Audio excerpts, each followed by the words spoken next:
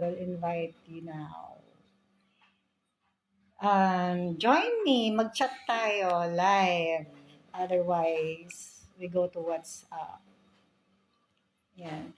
So, mag-ano na, no? Valentine's Day. Wala akong intensyon na magkaroon ng pa-date, okay? Except, ako gano na, no? Valentine's Day. Wala akong intensyon na magkaroon ng pa-date, okay? Except, ako lang, sarili ko lang, and my children.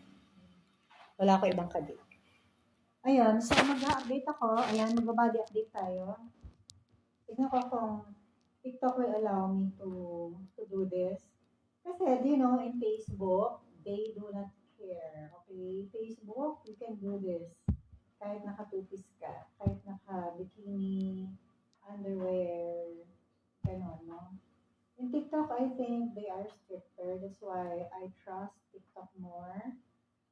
And though, meron silang mga ayaw dito, advocating